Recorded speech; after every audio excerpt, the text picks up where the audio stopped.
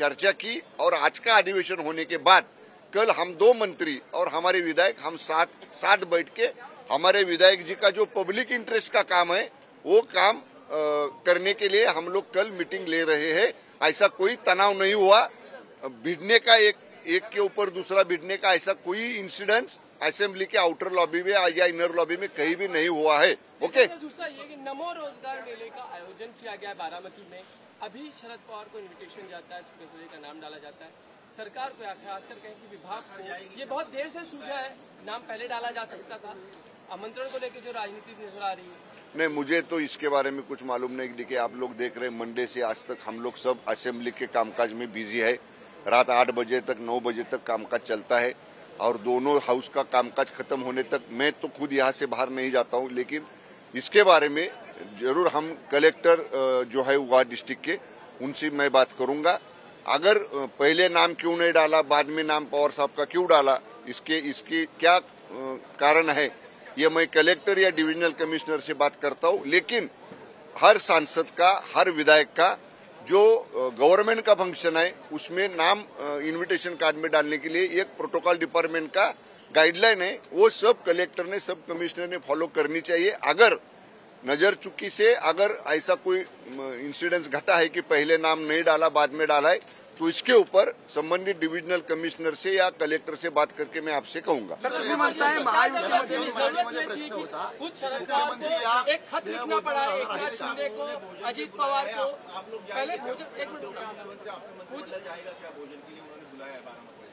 पहले नहीं, इसका इन्विटेशन सीएम साहब को और डीसीएम साहब को मिल गया होगा।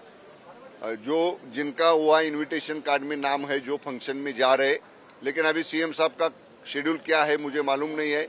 इसके बारे में सीएम साहब का ऑफिस ही आपको ऑफिशियली बता सकता है। लेकिन कल का सीएम साहब का शेड्यूल बहुत टाइट है, सुबह जल्दी से वो प्रोग्राम के लिए जा रहे, 2-3 जिले में उनका कार्यक्रम है, इसलिए उनका शेड्यूल आज दोपहर तक फाइनल हो जाएगा। लेकिन मुझे इसके बारे में ऑफिशियल कोई जानकारी नहीं है। सवाल ये है कि शरद पवार ने एक खत लिखा उप मुख्यमंत्री अजीत पवार, मुख्यमंत्री दोनों को बुलाकर, मुख्यमंत्री को भी बुलाकर कि आप मुझे इनवाइट नहीं कर रहे, लेकिन मैं आपके कार्यक्रम में आना चाहता हूँ। सुप्रिया सुले ने भी कहा, ये नौबत क्यों आई जब आप इतना बड़ा कार्यक्रम कर रहे हैं बारामती में? देखिए, सरकार भी चुकी है। देखिए, मैं बार बार कहता हूँ, गवर्नमेंट का फंक्शन है तो उसका जो प्रोग्राम का इन्विटेशन कार्ड छपता है उसके लिए स्टेट प्रोटोकॉल डिपार्टमेंट का एक गाइडलाइन है। वो गाइडलाइन फॉलो करने की इंस्ट्रक्शंस सब डिविजनल कमिश्नर को और सब कलेक्टर को दी गई है। अगर स्पेसिफिक ये जो प्रोग्राम की बात आप कर रहे हैं बारामती के, इसके बारे में पहले इन्विटेशन में किसके नाम डाले थे, दूसरे इन्विटेशन में किसके नाम डाले, ऐसा अगर कोई घटा है तो मैं इसके बारे में जिलाधिकारी पुणे से या डिविजनल कमिश्नर पुणे से बात करके दोपहर के बाद आपसे मैं इसके बारे में बात करूंगा। सर मराठीत विचारायचं होतं, याच संदर्भात राज्यशिष्टाचार विभागाने स्पष्टीकरण दिलेलं आहे की शरद पवारांनीच यादी सूचना केली होती की अशा प्रकारे कुठल्याही कार्यक्रम पत्रिकेत माझं नाव टाकू नये। मात्र त्यांनी आता इन्व्हिटेशन दिलेलं आहे मुख्यमंत्री उपमुख्यमंत्र्यांना, मुख्यमंत्री जाणार आहेत का त्यांच्या स्नेहभोजनाला? मी कसं सांगणार? माननीय मुख्यमंत्री महोदयांचा दौरा कसा आहे फक्त मला एवढंच माहिती आहे की उद्याचं त्यांचे शेड्यूल खूप टाईट आहे, कारण आता 8 दिवस पूर्ण अधिवेशनात गेल्यामुळं जे अगोदर माननीय सीएम साहेबांनी कार्यक्रम वेगवेगळ्या जिल्ह्यातले स्वीकारलेले आहेत, रोज 1-1, 2-2 जिल्हे माननीय मुख्यमंत्री महोदय करतायत। त्यामुळे उद्या पुणे जिल्हा आहे, परत पुणे बारामतीचे कार्यक्रम आहेत, पुण्याचे कार्यक्रम आहेत, अंगणेवाडीचे कार्यक्रम आहेत, आणखीन काही कार्यक्रम आहेत। त्यामुळे माननीय मुख्यमंत्री महोदयांचं दिनचर्या उद्याची आणि दैनंदिन कार्यक्रमाच्या बाबतीत कदाचित दुपारनंतर किंवा संध्याकाळपर्यंत माननीय मुख्यमंत्री कार्यालयाकडनं अधिकृतपणे माध्यमांना अवगत केलं जाईल। ओके, धन्यवाद। चला, लोकसभेच्या जागांना घेऊन महायुतीमध्ये कुठेतरी रस्सीकेच पाहायला मिळते अशा बातम्या समोर येतात। नाही, याच्या बाबतीत आमची समन्वय समिती एकत्र बसेल। आमच्या 3 पक्षांची समन्वय समिती आहे। समन्वय समितीमध्ये प्राथमिक चर्चा होईल आणि समन्वय समितीतली चर्चा झाल्यानंतर माननीय मुख्यमंत्री महोदय शिंदे साहेब, फडणवीस साहेब आणि माननीय दादा या तिघांच्या समोर समन्वय समितीतली झालेली चर्चा ठेवली जाईल। अंतिम निर्णय हे 3 जण आणि आमचे जे घटक मित्र पक्ष आहेत त्या मित्र पक्षांच्या नेत्यांना विश्वासात घेऊन हे 3 प्रमुख नेते त्यातला निर्णय घेतील। धन्यवाद। नाही, हाऊसमध्ये जायचे, हाऊसमध्ये लॉबीमध्ये शिंदेच्या आमदारांमध्ये राडा झाल्याची माहिती आता समोर येते। महेंद्र थोरवे आणि दादा भुसे यांच्यामध्ये राडा झाल्याची माहिती कळते। राड्यानंतर शंभूराज देसाई यांनी मध्यस्थी केल्याचं देखील कळतंय। दरम्यान या संपूर्ण प्रकरणावरती आमदार प्रताप सरनाईक यांच्याशी आमच्या प्रतिनिधींनी बातचीत केली आहे, पाहूयात.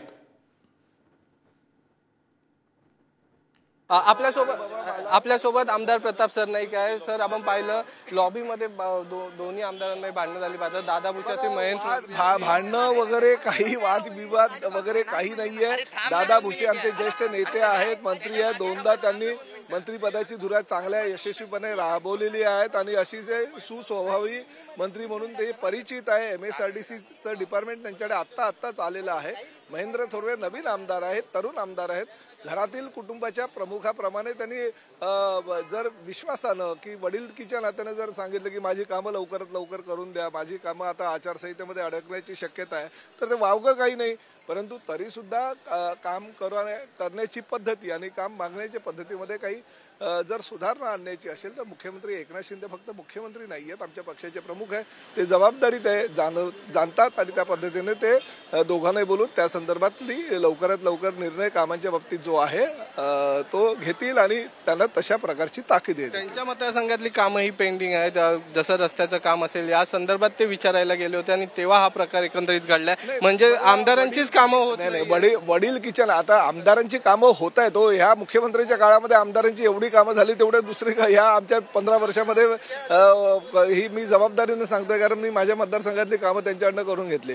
त्यामुळे आचारसंहितेच्या कचाट्यामध्ये ती कामं रखडवू नये यासाठी ते जबाबदारी घेत होते आणि त्या माध्यमातून ते विचारणा करत होते. त्यामुळे एकनाथ शिंदेच्या शिवसेनेमध्ये धुसफूस आहे वारंवार समोर. आमच्या पक्षामध्ये काही धुसफूस नाही. एक अतिशय चांगलं काम करणारा मुख्यमंत्री आमच्या पक्षाचे प्रमुख आहे म्हणून लाभलेले आहेत आणि धुसफूस वगैरे काही नाही. ज्यावेळेस अशा प्रकारे काही घटना घडतात त्यावेळेस मुख्यमंत्री संबंधितांना बोलवून त्यांना त्या संदर्भातल्या सूचना करतात. या प्रकरणानंतर मुख्यमंत्री स्वतः दादा भुसे यांच्याशी बोलत होते, असे व्हिज्युअल्स आपल्याला पाहायला मिळाले. हो, त्यांनी काय ज्या काही घटना घडतात त्याची पक्षाचे प्रमुख म्हणून त्यांनी जबाबदारी काय असते ही त्यांना कल्पना आहे, त्यामुळे त्यांनी माहिती घेतली असणार.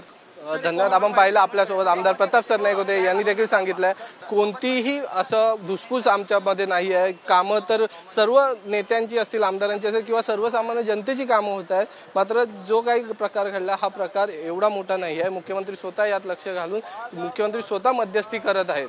व्हिडिओ जर्नलिस्ट सुरेशसह चेतन सावंत, पुढारी न्यूज, मुंबई. विधिमंडळाच्या लॉबीमध्ये शिंदेंच्या आमदारांमध्ये राडा झाल्याची माहिती आता समोर येते. महेंद्र थोरवे आणि दादा भुसे यांच्यामध्ये राडा झालाय. रस्त्याच्या कामावरून हा राडा झाल्याची माहिती आता समोर येते. राड्यानंतर मंत्री शंभूराज देसाई यांनी या दोघांमध्ये मध्यस्थी केली आणि ही बाचाबाची थांबवल्याची माहिती देखील समोर येते. मात्र या दोन्ही आमदारांमध्ये कोणताही राडा झाला नाही अशा प्रकारचं स्पष्टीकरण त्यानंतर शंभूराज देसाई यांनीही दिलेलं आहे.